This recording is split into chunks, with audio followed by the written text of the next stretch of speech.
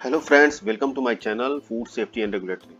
आज आपको बताएंगे कि फोस्कोस पोर्टल पे क्या क्या अवेलेबल होता है और कैसे कैसे हमें जाना है, फूड की कैटेगरी कैसे सेलेक्ट करनी है, बाकी चीज़ें।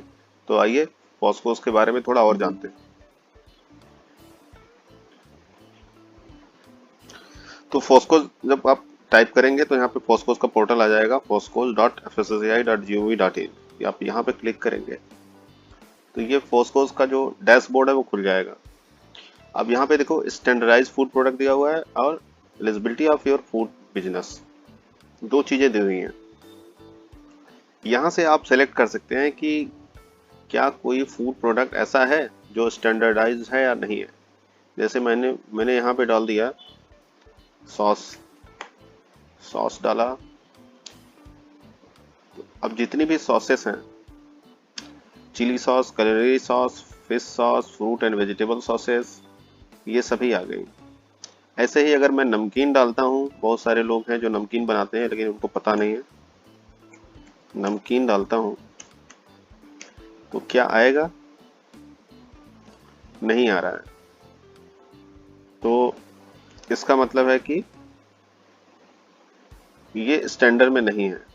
लेकिन अभी हाल ही में एफएसएसएआई ने नमकीन के लिए भी स्टैंडर्ड बनाया है, क्योंकि ये ट्रेडिशनल टाइप का प्रोडक्ट है। तो स्नैक्स डालते हैं, स्नैक्स। अब ये स्नैक्स में आ गया, देखिए, Indian snacks and savouries products, यही नमकीन है। And Indian snacks and savouries product में यहाँ पे प्रोडक्ट की कैटेगरी आ गई। पल्सेस फ्लोर, जो फ्लोर और पल्स के बेसिस पे बनता है। और जो फ्रूट बेस्ड नमकीन होते हैं, जैसे कि ड्राई फ्रूट्स वगैरह, साल्टेड आता है वो। और फ्रूट एंड वेजिटेबल्स से जो बनाया जाता है नमकीन, वो। तो एक है जो पल्सेस एंड ग्रेन से बनाते हैं, दूसरा है जो ड्राई फ्रूट्स वगैरह से बनाते हैं, तीसरा है कैटेगरी जो फ्रूट एंड वेजिटेबल्स से बनाया जाता है, जैसे कि पोटैटो चिप्स है, और जैसे कि भुजिया वगैरह है जो कि पल्सेस वगैरह से बनती है, चिड़वा वगैरह है।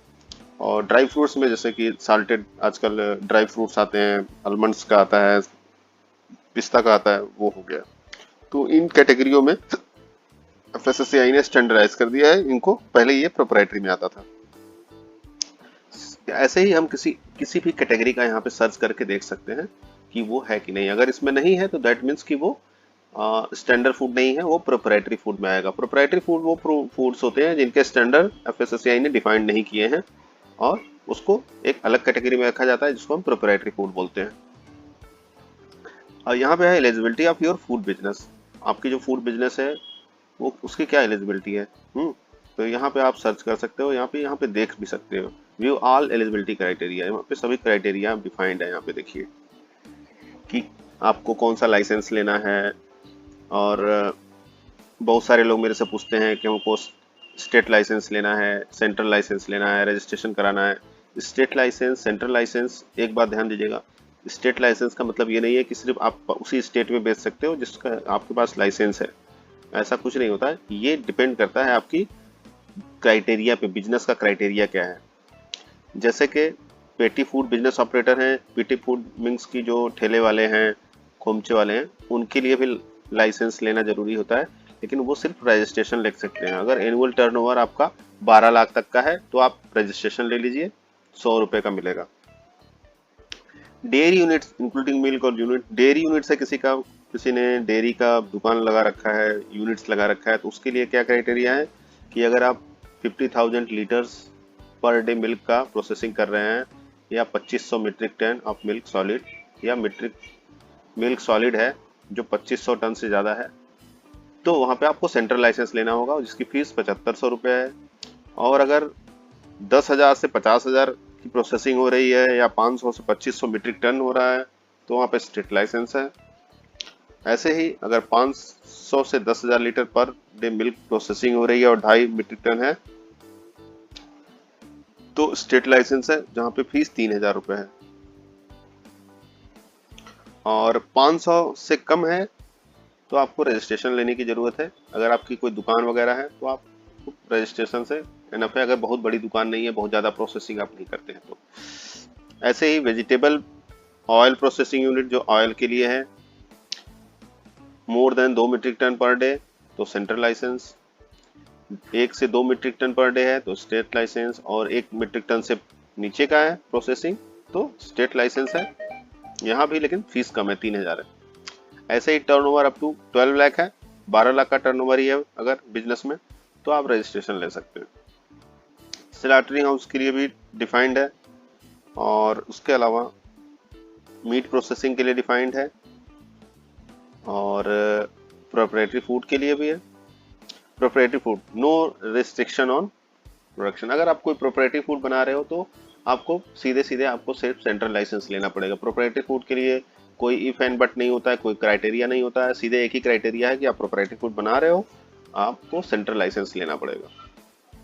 Food for health supplement, food for health supplement, आप कोई सप्लीमेंट बना रहे हो, न्यूट्रिशनल प्रोडक्ट बना रहे हो, वहां भी आपको सिर्फ सेंट्रल लाइसेंस ही ले सकते हो और कोई आपके पास रास्ता नहीं है।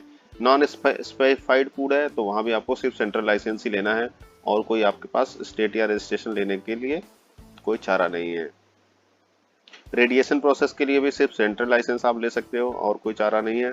सब्सटेंसेस एडेड टू फूड, यहाँ पे जो फूड में सब्सटेंसेस एडिंग होते हैं जैसे फ्लेवरिंग एजेंट वगैरह है, जो एडिटिव्स वगैरह है, वहाँ पे लिए भी क्राइटेरिया हुआ है। 2 मीट्रिक टन है तो सेंट्रल लाइसेंस, 2 से कम है तो स्टेट लाइसेंस, और 12 लाख का टर्नओवर है तो रजिस्ट्रेशन। स्टोरेज कंडीशंस के लिए भी है, डिफरेंट स्टोरेज कंडीशंस के हिसाब से है। तो ये सारा यहाँ पे क्राइटेरिया दिया हुआ है फोस्कोस पोर्टल पे। अब आ जाते हैं वापस, और क्या है फोस्कोस के डैशबोर्ड पे। इसके अलावा आप यहाँ से जाके अपना एप्लीकेशन ट्रैक कर सकते हो। उसके बाद से ये जो नीला विंडो दिखाई दे रहा है, ग्रीन विंडो में क्या है, ऑलरेडी आप अगर यूजर है तो आप लॉगिन करके आप अंदर जा सकते हो फोस्कोस के, और कोई ग्रीवेंस देना है अगर आपको फूड का कोई शिकायत है, आपको एज अ कंज्यूमर शिकायत है, as a food business operator शिकायत है, तो यहाँ पे आप अपना शिकायत दर्ज कर सकते हैं। एनुअल रिटर्न के लिए यहाँ से आप एनुअल रिटर्न के लिए जा सकते हैं, देख सकते हैं कैसे करना है, सब कुछ सीख सकते हैं। न्यू लाइसेंस रजिस्ट्रेशन के लिए आप यहाँ पे जाएंगे, क्लिक करेंगे, अप्लाई कर सकते हैं। और रिन्यूअल है अगर आपका तो यहाँ से अप्लाई कर सकते हैं विदाउट साइन इन, और मॉडिफिकेशन करना है आपको अपने लाइसेंस रजिस्ट्रेशन का तो यहाँ से जा सकते हैं। अपने ऑफिसर्स को जानना है, किस रीजन में कौन सा ऑफिसर है, कौन सा डीओ है, तो यहाँ से जा सकते हो। किसी एफबीओ को सर्च करना है ऑन द बेसिस आप उसके एफएसएससीआई लाइसेंस या रजिस्ट्रेशन के नंबर से या एड्रेस से, तो आप यहाँ जाके सर्च कर सकते हो किसी भी, वहां से आप देख सकते हो उसके कौन कौन से प्रोडक्ट का अप्रूवल है, क्या क्या उसने लिया है, कैसे अप्लाई करना है, ये सब चीजें जानने के लिए आप यहाँ पे जा सकते हो। यहाँ पे सारी आपको प्रोसेस दिया हुआ है। एप्लीकेशन प्रोसेसिंग की मेथड यहाँ पे है, लाइसेंस किट यहाँ पे कि लाइसेंस किट में क्या क्या होता है। तो ये है पूरा फोस्कोस का पोर्टल, यहाँ से जाके आप अपनी लर्निंग ले सकते हैं और पूरी जानकारी दे सकते हैं। अगर आपको कोई क्वेश्चन है तो आप मेरे से पूछ सकते हैं।